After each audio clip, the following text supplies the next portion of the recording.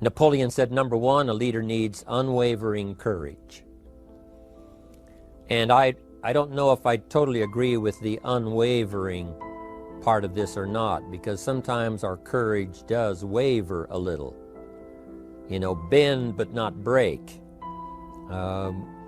Courage mounts up, and then sometimes we have the doubts that creep in, and we reach a little deeper to find that courage that overcomes our doubts and our fears. So I would probably debate a little bit with Napoleon on this unwavering courage, because sometimes courage does waver. But as long as it stays, as long as in the end there it is to serve you, the courage to do what you didn't think you could do, the courage to step into territory that might be a little unfamiliar, the courage to talk to somebody you don't know, the courage to attempt conducting a meeting, the courage to give your first testimonial, the courage to, solve problems you couldn't solve before, that kind of courage. The courage to stand up when it's sort of dark in your corner, the courage to do it when it isn't going your way, seemingly. The courage to try to have a good day in the midst of a bad day, that kind of courage. Wavering a little at times, yes, because we all have doubts that attack us. We all have small fears that creep in. That is the nature of life. But that's what faith is all about. That's what courage is all about. To serve us when our doubts will not serve us well. Faith to overcome fear, and courage to overcome our doubts. But that is a good quality, a good attribute for a leader, and that's unwavering courage. Second, Napoleon said, self-control. That, of course, is the very essence of life itself, is self-control. Because we all have this warfare going on. It's going on in the world, the warfare between liberty and tyranny. In our own body, the warfare between health and illness, the struggle is on. The struggle between light and darkness, the struggle between good and evil. I call it opposites in conflict. And as soon as you're born into the world, as soon as you find yourself and discover yourself on this spinning planet headed somewhere, you know that this exists. To be a civilized society, we must drive the dark side of our nature into a small corner and let the positive side flourish. Early, we must learn to exercise self-control. Power is a wonderful thing, but it must be exercised properly. It must be exercised to benefit, not to destruction. So self-control is certainly necessary to be a strong leader, so that you can become the best example. The example of having your temper well managed, to having that dark side of your nature under control. The best example of choosing wise words and not being careless, that kind of control. Control of your appetite, control of your desires, so that they fit into the positive side of life and not the negative side. Self-control, very important. Then he said, a leader must have a keen sense of justice. How very true. Justice we become familiar with, even when we're small. When certain things that happened or were done to us that something told us that wasn't right. Someone did us wrong. We have that sense of right and wrong, and it starts very early. Then we have to have that sense of utilizing what's right and what's wrong so that we develop this sense of justice, this sense of being fair, this sense of being on the positive side, on the right side.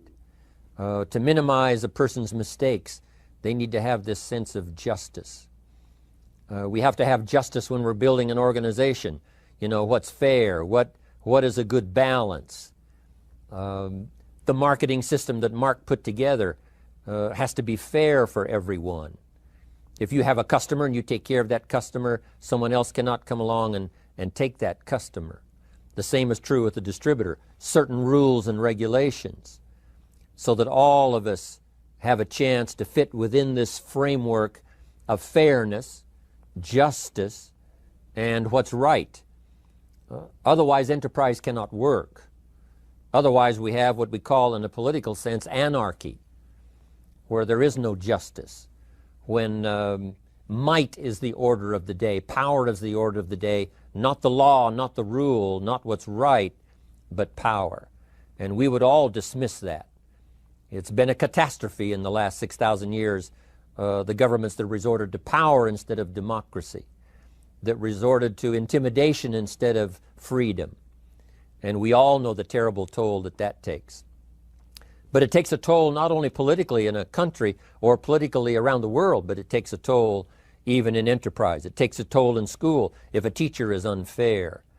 It takes a toll in working on a team where someone is unfair, or where the leadership is not fair in the administration of justice. So this is true, a keen sense of justice and what's fair and what's right.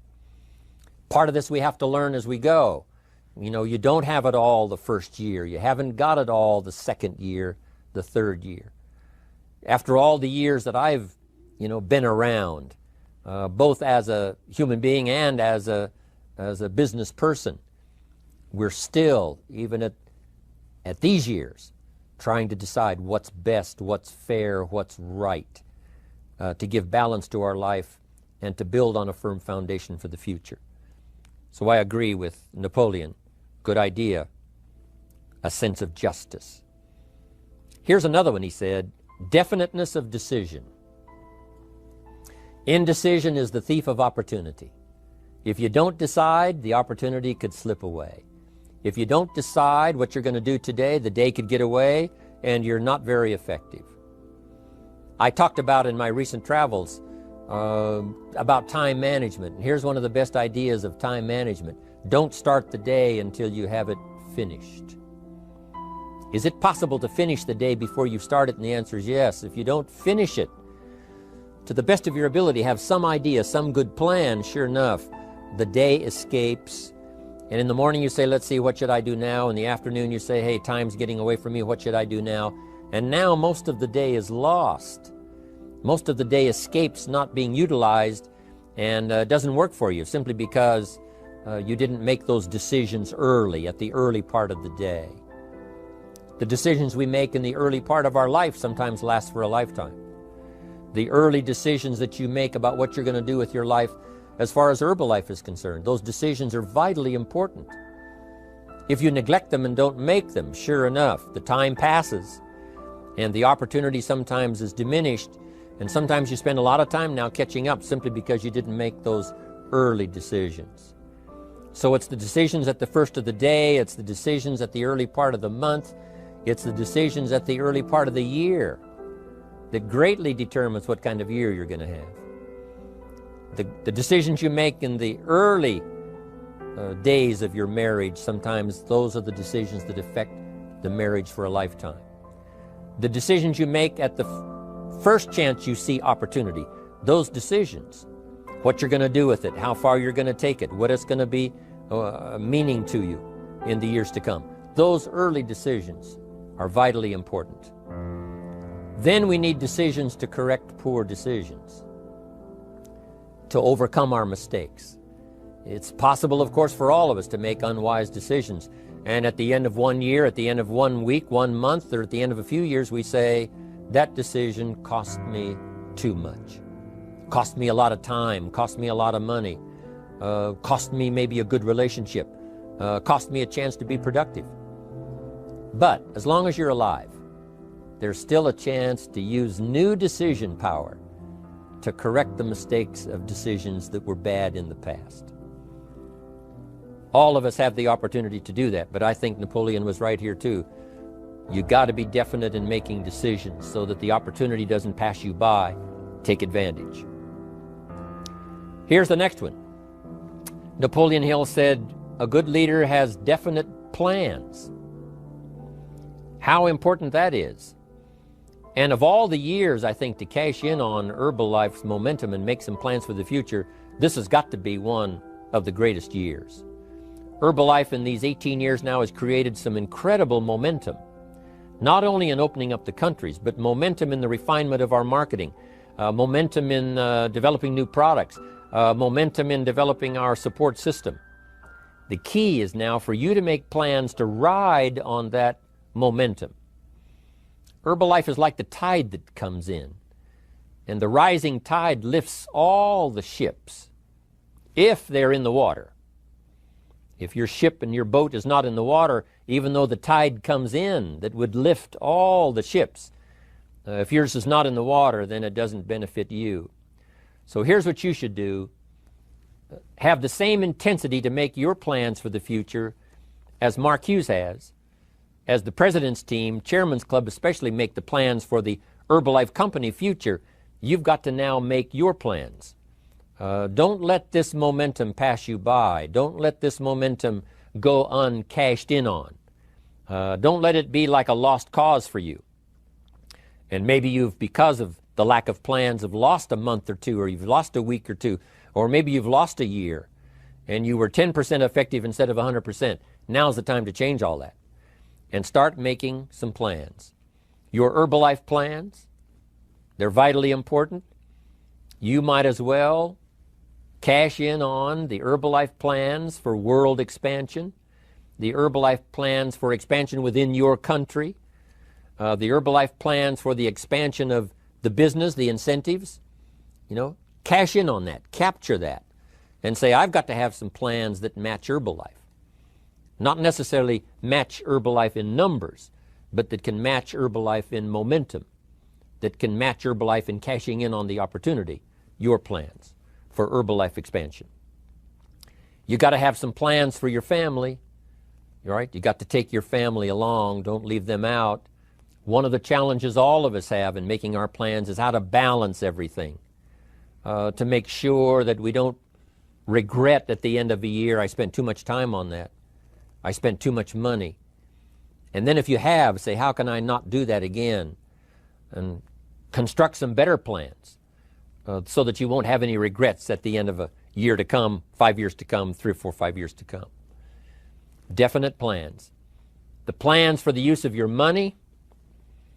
One thing I've admired about Mark Hughes since I've met him all those years ago, once he started becoming successful, he had a splendid plan, not only for his personal success in terms of financial security, but in terms of the company. Because Mark has to look after the company and make sure that the company is secure, that the company has plenty of reserves, so that no matter what happens around the world, and when you're doing business in 37 countries, you can imagine what the challenge is to make sure the plans for each country are there, the backup plans, the financial plans, as well as products and opportunity and marketing. It is a challenge beyond comprehension to most of us what kind of planning that takes in terms of trying to make Herbalife secure for the future. I described it in one of the summit classes as Mark takes the same pledge that the President of the United States takes, and that is to preserve and protect and defend the Constitution, says the President. But Mark has to preserve and protect and defend the company to make sure it's viable, not just in America where it started, but all around the world in each country. It's an awesome responsibility. But now for you, your plans to be financially secure. If you're starting to make some big money in Herbalife, I'm telling you, you got to have a good plan for your resources so that you find yourself secure regardless of what happens. I agree with Napoleon here. You got to have good plans. One more on plans, and that is the plan for your personal development. The plan to be better this year than last year. The plan to take the classes, attend the workshops, do everything you possibly can to show personal progress, not just financial progress, not just the progress of having one more car or one more home, but the progress of personality, the progress of communication skills, the progress of recruiting skills, the progress in how to deal with people, progress in using your influence so that it multiplies its power by 5 by 10 versus what it used to be. You need those kind of plans. A plan for personal growth, personal development, a plan to be all that you can possibly be in the years to come as you develop your Herbalife business and your life business and your family business, all of that. Got to have good plans.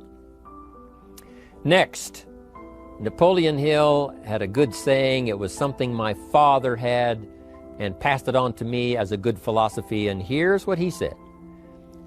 A good leader has the habit of doing more than what he gets paid for. What an incredible philosophy this is. The habit of doing more than you get paid for.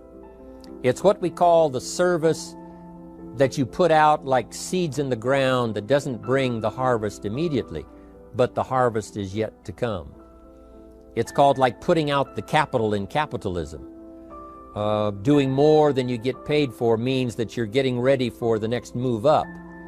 Because if you do more than you get paid for, you've made an investment. The average person might think if I do more than the company requires, then they're ripping me off. I'm not getting paid for that extra time, that extra attention. But you must not view it that way. You must say, I'm getting there a little earlier, staying a little later, as an investment in my own personal future. Because I want that kind of reputation. I want that kind of philosophy to work in my life. Do more than you get paid for. And this philosophy works incredibly well in Herbalife. You make the Herbalife sale of the Herbalife products. Now you must do more than you've gotten paid for. Right? They've got the product, you've got the money. But you can't stop your investment there. Now you must develop the investment in time, effort, and energy in turning that new customer into a testimonial. And sometimes that's the most difficult work, the work after the sale. Because the sale might be fairly easy. Someone says, hey, I've been looking for this product, I need it, here's my money. But now you've got to stay with them, make sure they don't just buy the product, but that they use the product. And that they don't just use the product, they keep using the product. That's the work after the sale. But if you learn to make that kind of an investment and do more than you get immediately paid for, the payoff in the future can be fantastic. Because as we all know in Herbalife, what really pays off is not a sale of the product. What really pays off is a testimonial. A testimonial that gives you more sales than you can keep up with. A testimonial that takes you places you could never go by yourself, introduces you to people you'd never see on your own. That kind of investment is so powerful. So you do more than you get paid for up front. It's happened for me, making the investment. When I first started lecturing 36 years ago, I talked to high school classes, college classes, service clubs, and I gave it all away. I went and talked for free. Someone said, Mr. Rohn, would you come and do this breakfast talk? I said, sure. Could you do this luncheon talk for this service club? I said, of course. And all of that in the beginning was for free. Primarily because I'd made my fortune, I didn't need the money, but I did it for free, but look what it's made for me by giving that kind of service in those early days. And finally it led to business and led to an enterprise. And I was giving the seminar all those years ago here in Los Angeles, and Mark Hughes was in my audience. So what you don't get paid for, don't worry about that. Just render the service with the vision of the future that it'll come back multiplied if you have this kind of habit, this kind of philosophy. Next, Napoleon Hill talks about personality. You need a pleasing personality. There's many parts to your personality. One is your working personality. The kind of behavior, the kind of attitude that you need, especially in the public. Some things you can kind of get by with, being a little careless, maybe in private, but in public, where it counts so much in your paycheck, it counts so much in building your business for the future, your own personality. But here's what you also must remember. You develop your personality in private so that it serves you well in the public. Sometimes we get the mistaken idea, I can be careless with just these few and be more careful when I have 1,000. But see, that doesn't work that way.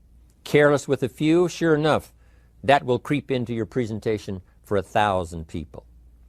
Here's the best practice, and the Herbalife opportunity in our marketing systems gives you the best chance to do that. The influence you have one-on-one, that's what really counts.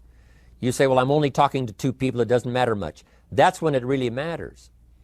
Because if you'll practice well there, using your personality, using your influence, to get someone's attention, to get them to listen, to get them to participate, the kind of personality that someone says, I'd like to be around this person.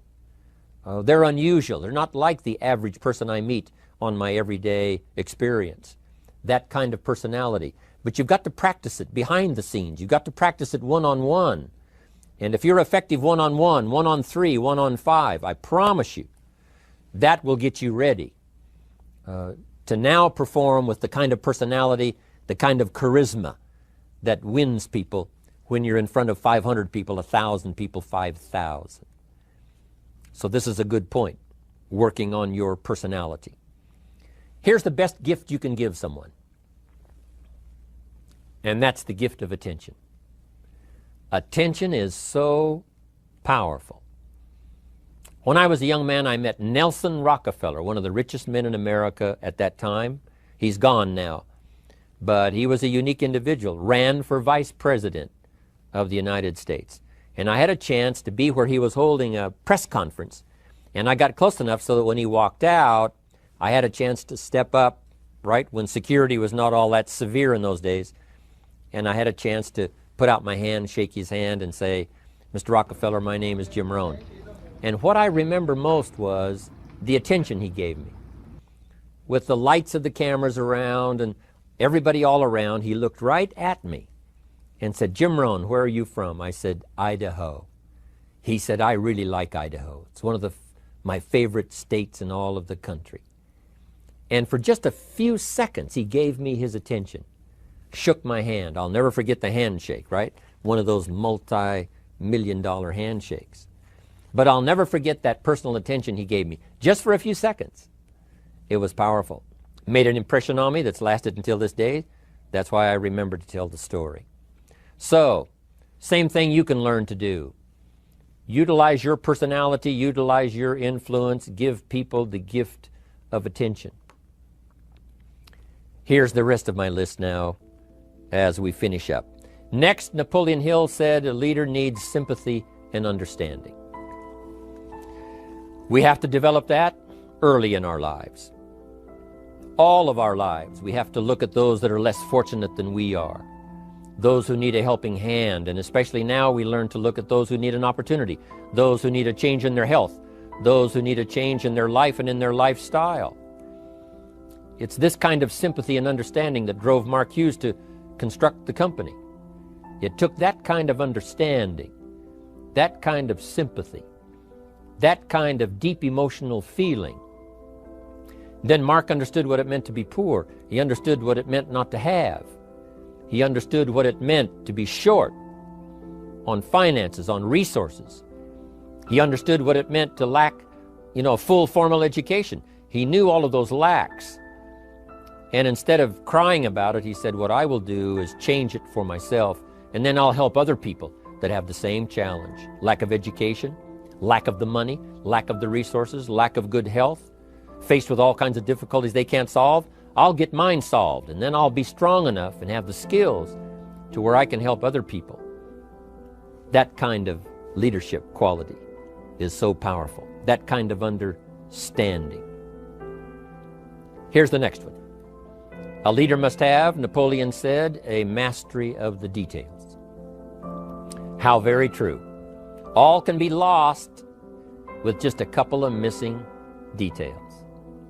On the trip to the moon, everything has to work, right? There's several thousand moving parts. There's several thousand pieces to the project of getting to the moon and coming back, and all of them have to work. You can't have 10% of them working, 90% or 80%. They've all got to work. And then there's the backup systems for something if something goes wrong to back it up. That kind of mastery of detail is so vitally important. But here's what else to remember as far as Herbalife is concerned. The drama is in the details. Someone says, I lost 30 pounds. Well, 30 pounds is 30 pounds, but that's not the drama.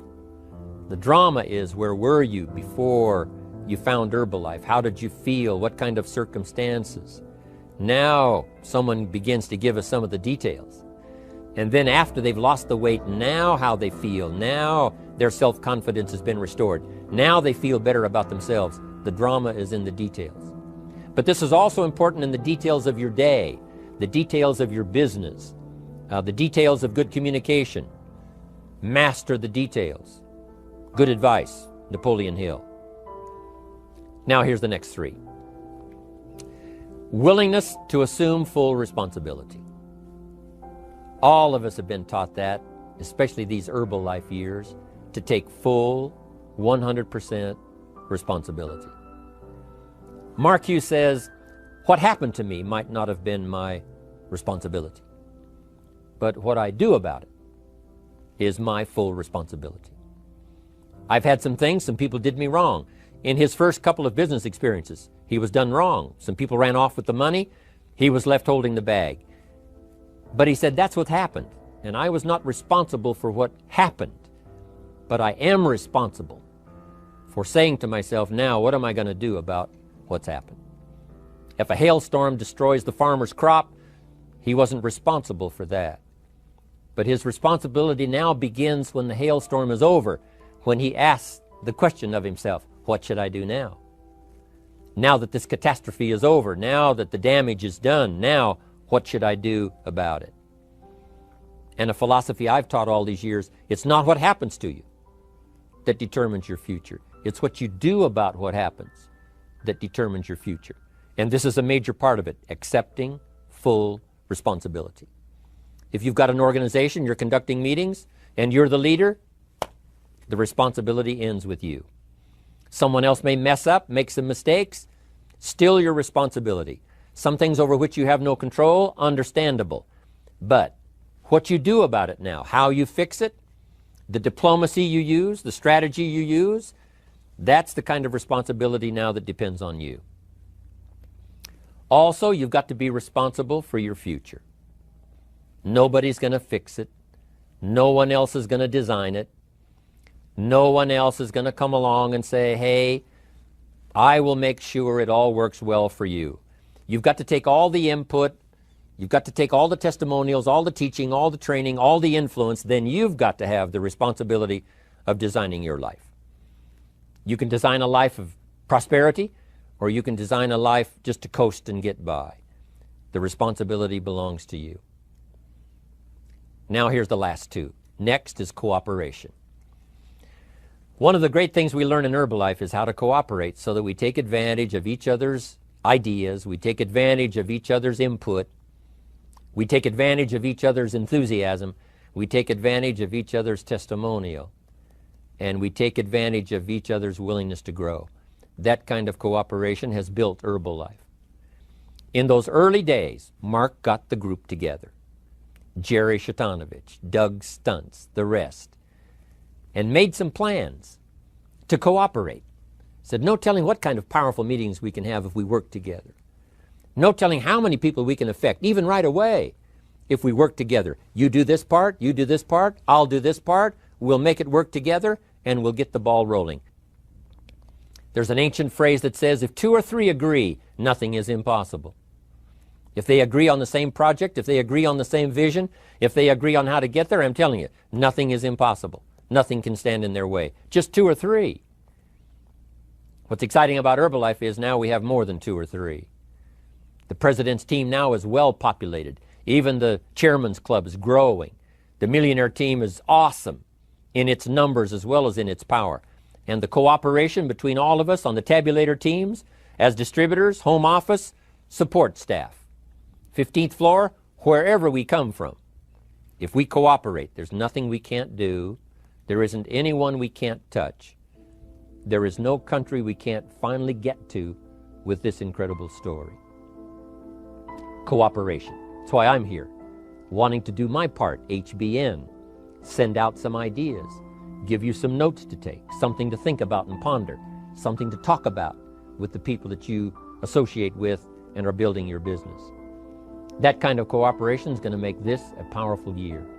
It'll get us to the 2 billion, 3 billion, 5 billion. But it'll get us to much more than just those numbers.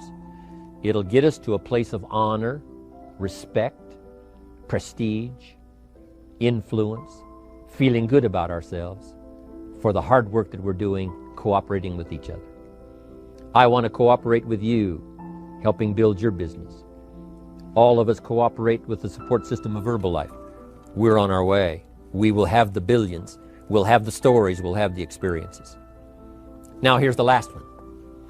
Napoleon Hill said, a major attribute of leadership is vision. Vision is in many parts. One, a vision for your own course to follow. A vision for you, for yourself.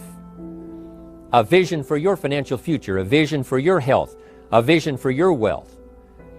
A vision for you to latch onto and make something out of. A vision for your family. Because vision must now lift others as well as ourselves. Guess what our family is counting on? That we'll be able to see things that at first they cannot see. That we'll be able to look further into the future than perhaps they will be able to look. The same is true with your organization, the people that are around you. They're counting on your vision. Perhaps you've been there a little longer than they have. Maybe you've been there a lot longer than they have. And they will look to you to help them see things that they can't see in the beginning. And if you will do that, develop that attribute of leadership, I'm telling you, you'll have such a dramatic effect on your organization, it will be unbelievable. A vision for yourself, a vision for your family, a vision for your organization, a vision for the people that you're close to. The old prophet said, without vision, we die. We perish. Unless we can see into the future, life loses its meaning. Unless we can look further than just where we are at the moment, then we have no reason for faith, no reason for activity. But if we'll develop this skill, beyond any other skill, I'm telling you, it will help us touch people because they'll want to be around us because we have this look into the future. Not only the short-range vision of what we're going to do this week, this month, this year, but the long-range vision like Mark has, taking us to the 5 billion. You can have a vision that will take your organization into the future and bless everybody with success.